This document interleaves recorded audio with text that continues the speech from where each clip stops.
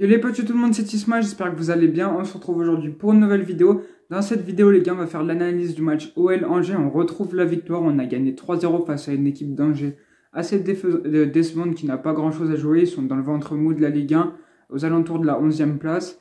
Et du coup, on a gagné 3-0. C'est parti pour le fil du match. On commence tout de suite avec le fil du match. D'abord, le premier but de Memphis Depay qui retrouve le chemin défilé, qui est surtout l'homme de la Ligue 1 le plus décisif depuis le début de l'année civile, donc depuis 2021. Donc en gros, Lucas Paqueta met une reprise sur le poteau, qui revient d'un Memphis Depay qui lui remet une reprise but direct. Ensuite, Lucas Paqueta, qui était en 10,5, on en reparlera dans la compo, c'est très important, a mis un but aussi. Lucas Paqueta, du coup, il a remis un but, un beau petit but. Et enfin, Lucas Paqueta qui cette fois fait une passe décisive pour Memphis Depay, qui inscrit donc un doublé. Ce but est à la 83e minute. On n'a laissé aucune chance à Angers. On va tout de suite passer à la composition, les réactions. D'abord, la composition, on est sur un 4-2-3-1. Et oui, c'est plus le 4-3-3 de Rudy Garcia. Il a enfin changé depuis le Red Star. Un 4-2-3-1 parfait. Donc la défense, vous connaissez.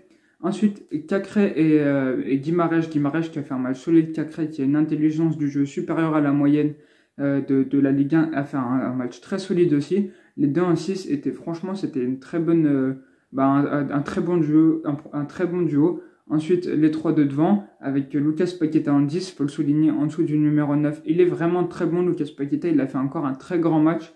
Le 3e du milieu axial, on va dire. On fait un grand match. Et ensuite, Memphis Depay qui était associé à Slimani en attaque. Slimani qui a eu la chance d'être titularisé. Et du coup, qui a fait quand même un bon petit match, même s'il n'a pas marqué de but, c'est dommage. Et du coup, voilà pour la composition. On va passer vite fait au point classement avant de finir, avant de parler de Rudy Garcia un peu. Alors, le point classement, toujours Lille premier qui a gagné, Paris deuxième qui a gagné, Monaco troisième qui a gagné et nous encore quatrième. On a gagné quand même.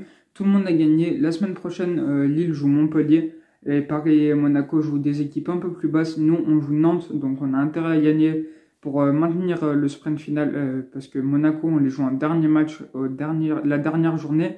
Il faudrait vraiment qu'on gagne contre Monaco, parce que Monaco peut faire complètement à son faute, vu leurs adversaires.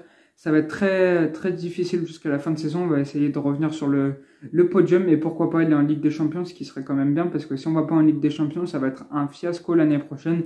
On va se faire humilier de partout. Si on est en Ligue Europa, on n'aura plus d'argent, on ne pourra plus acheter des joueurs, on va devoir vendre Memphis Depay ou Semaouar et d'autres courtisés, par exemple. Et voilà, et du coup, on va finir avec Rudy Garcia qui a changé son 4-3-3 en 4-2-3-1.